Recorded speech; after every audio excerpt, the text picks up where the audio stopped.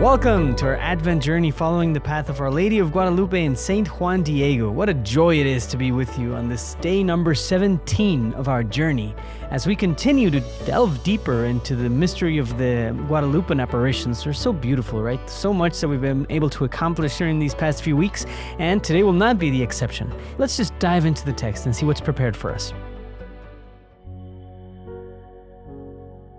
She came out to meet him, intercepting his steps at the side of the hill, and she said to him, "My son, the least of all, what is the matter?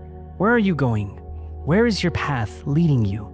Perhaps he was ashamed, perhaps he was embarrassed, or perhaps even afraid and startled. He bowed low before her, greeted her, and said, "My young lady, my little daughter, my girl, I pray you are well this morning. How are you feeling, my lady, my child?" "With sorrow I must grieve your face, your heart. I must tell you, my little maiden, that one of your servants, my uncle, is gravely ill. A great sickness has taken hold of him, and surely he will soon die of it. I am hurrying now to your venerable house in Mexico to call one of the beloved servants of our Lord, one of the priests, so that he may confess him and prepare him.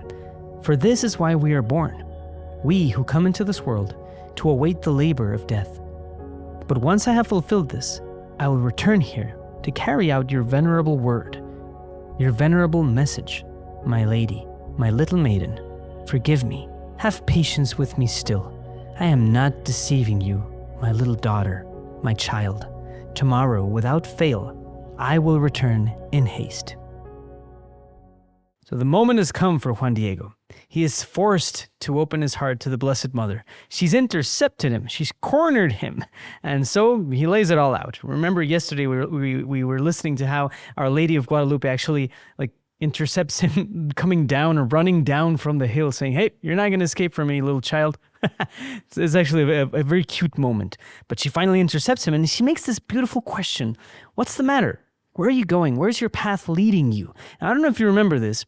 If you've been paying attention to these past few weeks, one of the first moments of the Nican Mopoa was actually the same question, where she first meets him and she asks, "Where are you going?" And now the answer and the whole connotation is quite different, right? First, she was excited about going to Mass, and now he's still going to some religious aspect in life, of course. Now he's preparing for his uncle's death, but now he's hiding it. He's with all this sorrow in his heart. And so he tells her exactly how he feels, which is great. He opens his heart. He's ashamed, he's sad, he's hurried, and he has this tremendous bitterness inside of him. You can also realize that when he says that, this is why we're here. Those of us who come into this world will await the labor of death.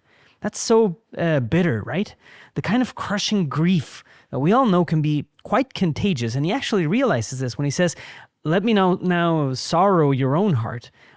Juan Diego feels that his sorrow is contagious, right? "With sorrow I must grieve your face and your heart." I don't know about you, but I've been there. I know that when you've been there, when you're in such a dark place that you truly believe that the only thing you have to offer is the sadness that you'll spread to everyone around you. Now, being like this isn't incompatible to being in the love of our Blessed Mother. It's actually the best place to be. Juan Diego continues in this raw and honest confession to the point of saying a phrase that it's just absolutely shocking, right? This is why we're born, to await the labor of death. Yes, we've experienced this kind of sadness, the profound human suffering to such a degree where truly nothing else makes sense except death. Juan Diego is looking at his life and the life of his dying uncle, and he exclaims that this is our whole purpose. We're truly born to just die, to wait for our death to come. And that is the human experience in many ways without the logic of God. And this is where God intervenes. When the Lord intervenes through the Blessed Mother, this logic is the logic of the incarnation that responds so differently, right? Death does not have the final word. The truth is that because we come from God and we're going towards Him, the ultimate purpose of our life is love. Love for God and love for everyone else around us. This is the most perfect path to the happiness and fulfillment we're all searching for.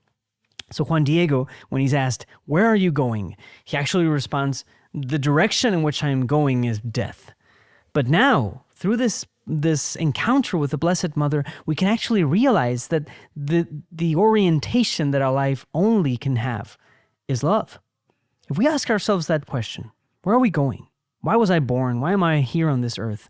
The most perfect answer would be to say to love, to give our lives away to others without fear. I want to ask you to confront yourself with that question, with that very question, why were you born? Why are you here on this life? And what purpose and orientation, radical orientation, are you giving to your existence? And I challenge you to take that to prayer and take that to your own meditation as you go about through this day. And I hope you do have a wonderful day and that we meet again tomorrow on our 18th day with Our Lady of Guadalupe and St. Juan Diego. Thank you so much for joining us, and God bless.